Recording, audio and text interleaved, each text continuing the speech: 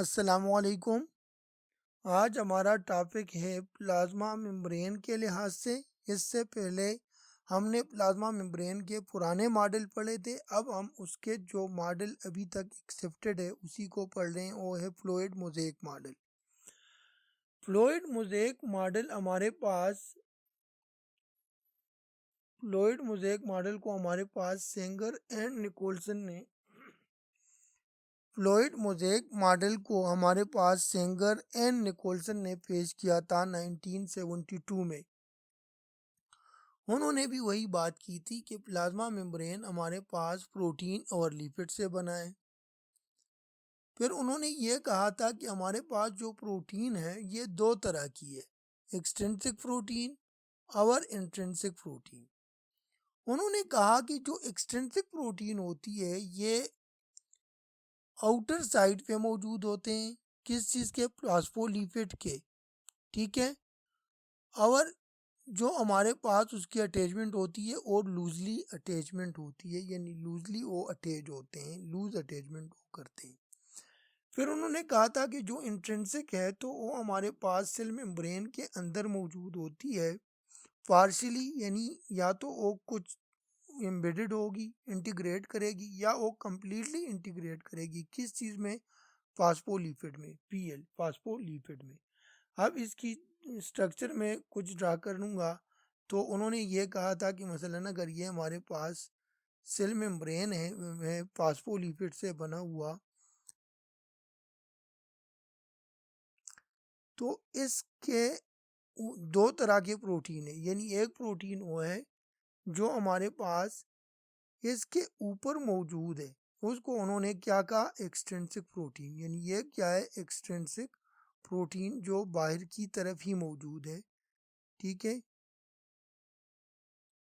और एक प्रोटीन उन्होंने यूँ कहा कि हमारे पास कुछ प्रोटीन यूँ है कि वो कुछ इंटीग्रेटेड है, तो क्या है, या तो वो पार्शियली इंटीग्रेटेड होंगे या वो कंप्लीटली इंटीग्रेटेड है, यानी यूँ, ठीक है। यानी एक साइड से वो दूसरे साइड तक आ रहे हैं, यानी कंप्लीटली इंटीग्रेटेड प्रोटीन होती है फास्फोलिपिड में।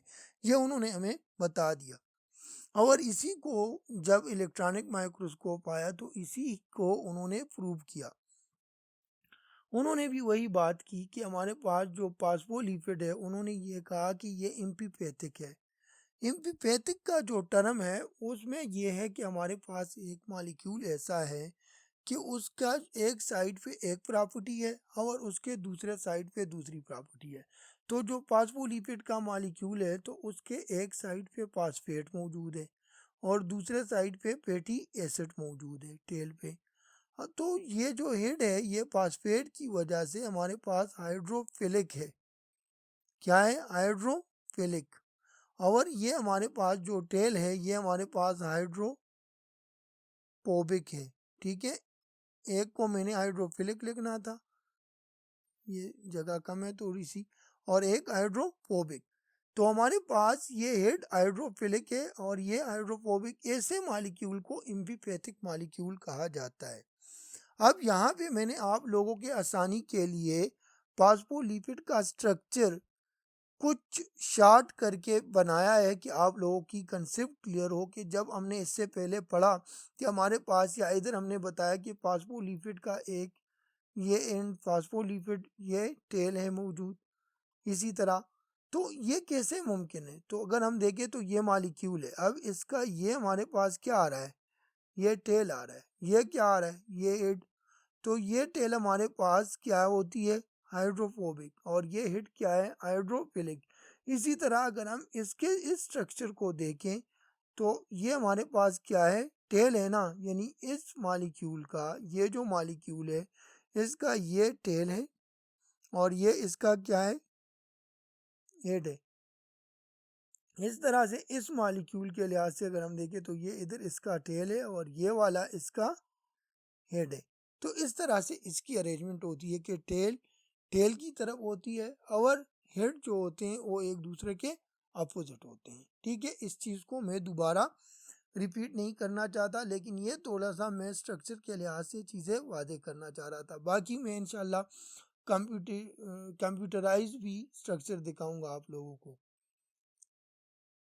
अब अगर हम देखें तो हमारे पास इसके बाद अगर हम देखें तो हमने ये कहा था कि ये डायनेमिक स्ट्रक्चर होती है फास्फोलिपिड की, यानी ये स्टैटिस्टिक स्ट्रक्चर नहीं होती।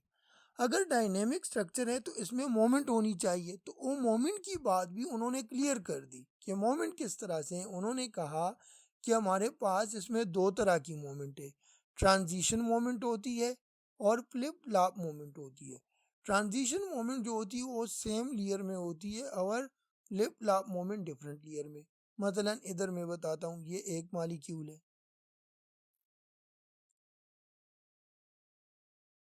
ये फास्फोलिपिड के मोमेंट की हम बात कर रहे हैं।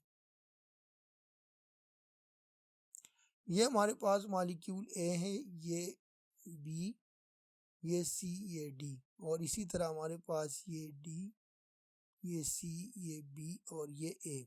तो वो कह रहे थे कि ऐसा मुमकिन है कि हमारे पास ये मॉलिक्यूल इधर ट्रांसफ़र हो जाए और ये मॉलिक्यूल इधर ट्रांसफ़र हो जाए। इसको उन्होंने ट्रांजिशन का नाम दिया, या इधर बी सी को रिप्लेस करे और सी बी को, इसको उन्होंने ट्रांजिशन का नाम दिया था कि सेम लेयर के अंदर, यानी इसी लेयर के अंदर ये मोमेंट हो सकती है। फ्लिप फ्लॉप मोमेंट से उनका क्या मुराद था? फ्लिप फ्लॉप मोमेंट से उनका मुराद ये था कि ये हमने लिए फास्फोलिपिड, अगर हमारे पास इन फास्फोलिपिड के लिहाज से मोमेंट ऐसी हो जाए, जैसे मैं कहता हूँ ये 1 2 3 4 मैंने नंबर दे दिए। अब हम देखते हैं कि हमारे पास हुआ क्या कि ये वाला मॉलिक्यूल इधर आया और ये इसके साथ रिप्लेस कर गया, या ये वाला इधर से इधर आ गया। तो हमारे पास जब इन लेयर के दरमियान ही शिफ्टिंग होगी, यानी फास्फोलिपिड शिफ्ट करेंगे इसी तरह, तो इसको उन्होंने हमारे पास क्या कहा था? उन्होंने इसको नाम दिया था फ्लिप फ्लॉप मोमेंट की, यानी जो डिफरेंट लेयर के दरमियान मोमेंट होती है हमारे पास। तो सेल मेम्ब्रेन के अंदर फास्फोलिपिड यूं हमारे पास मोमेंट कर लेते हैं। अब जब ये मोमेंट कर रहे हैं तो जाहिर सी बात है, अब हमें पता है कि फास्फोलिपिड के ऊपर प्रोटीन भी मौजूद है, तो हमारे पास क्या है? प्रोटीन भी तो मूव कर रहे हैं। तो उसकी वजह से हमारे पास किसी जगह पे प्रोटीन की कंपोजिशन ज़्यादा होगी, किसी जगह पे कम होगी, कंपोजिशन चेंज होती रहेगी। तो डायनेमिक हमारे पास कंपोजिशन भी हो जाता है और सेल स्ट्रक्चर भी यू डायनेमिक बन जाता है। इसी तरह उसमें वीक वंडरवाल फोर्सेस हमारे पास मौजूद होते हैं। अब अगर हम इसी मॉडल के ऊपर अप्लाई करें किस चीज़ को? उन तीन बातों को जो हमने इससे पहले पढ़ी थी, कि या तो मसलन वो सेलेक्टिव परमिएबल होगा, उसकी कंपोजिशन में चेंज आएगी, और वो डायनेमिक स्ट्रक्चर होगा। तो डायनेमिक तो आप लोगों ने देख लिया, फ्लिप फ्लॉप मोमेंट की वजह से होती है, कंपोजिशन भी इसी से चेंज हो जाएगी। लेकिन सेलेक्टिव परमिएबिलिटी कैसे आएगी? तो जैसे ये मैंने कहा, ये मॉलिक्यूल है हमारे पास, ये एक लेयर है, इसी तरह ये हमारे पास दूसरी लेयर हो गई। अब अगर हम देखें तो हमारे पास ये कुछ प्रोटीन इधर मौजूद है, कुछ प्रोटीन यूं मौजूद है, और ये हमारे पास एक प्रोटीन मसलन यूं मौजूद है, यानी जो हमारे पास कंप्लीटली इंटीग्रेटेड है। अब आप देखें, हमारे पास कोई भी फैट सॉल्युबल मटेरियल आएगा तो उसके लिए तो कोई मसला नहीं है, वो गुजर जाएगा इधर। अब हमारे पास कोई भी H2O या इस तरह का मॉलिक्यूल आया जो पोलर है, तो अब वो किस तरह से आएगा? वो इस प्रोटीन के थ्रू ही ट्रांसफ़र होगा। अब हम आगे पढ़ेंगे कि ग्लाइकोप्रोटीन और ग्लाइकोलिपिड का क्या रोल है। तो वो इस प्रोटीन के थ्रू ही आएगा। आज से पता चला कि हमारे पास क्या है? सेलेक्टिव परमिएबल है। तो ये जो इंट्रिंसिक और एक्सट्रिंसिक प्रोटीन की हमने बात की, तो ये कोई मामूली बात नहीं थी, ये बहुत बड़ी बात थी जो उन्होंने उस वक़्त हमें बताई कि हमारे पास प्रोटीन दो तरह की है, उसी के थ्रू ये सेलेक्टिव परमिएबल बन रहा है। उसके अंदर फिर उन्होंने हमें बताया कि किस तरह से फ्लिप फ्लॉप मोमेंट होती है, ट्रांजिशन होता है, और उसके थ्रू केमिकल कंपोजिशन चेंज हो जाती है, उसके थ्रू हमारे पास प्लाज्मा मेम्ब्रेन डायनेमिक रहता है। उम्मीद है आप लोगों को ये टॉपिक समझ में आया होगा। इंशाल्लाह हम आगे भी इसी टॉपिक को ही डिस्कस करेंगे, और हम ये देखेंगे कि हमारे पास जब हम कहते हैं कि सेल मेम्ब्रेन डिफ्यूजन में रोल प्ले करता है, फैसिलिटेटिव डिफ्यूजन हुआ या हमारे पास दूसरे डिफ्यूजन हुए या ऑस्मोसिस हुआ या सिंपल डिफ्यूजन हुआ या हमारे पास एनर्जी यूज़ करके ट्रांसपोर्ट हो रहा है कुछ मॉलिक्यूल का, तो किस तरह से हो रहा है और किस तरह से हम उसको समझेंगे कि इसमें क्या डिफरेंसेस मौजूद है। तो इंशाल्लाह अगले हम उन ही टर्म्स को ही डिस्कस करेंगे जो इस टॉपिक के अंदर मौजूद है, लेकिन वो कुछ डिटेल मांग रही है। फिर उस डिटेल के बाद इंशाल्लाह मैं सिंपल तरीके से जो बुक का टॉपिक है जिसमें ग्लाइकोप्रोटीन और ग्लाइकोलिपिड्स की कुछ रोल बताई गई है उसको हम डिस्कस करेंगे, और उनका जो फंक्शन है सेल मेम्ब्रेन का उसको हम डिटेल में देखेंगे। उम्मीद है आप लोगों को ये टॉपिक पसंद आया होगा।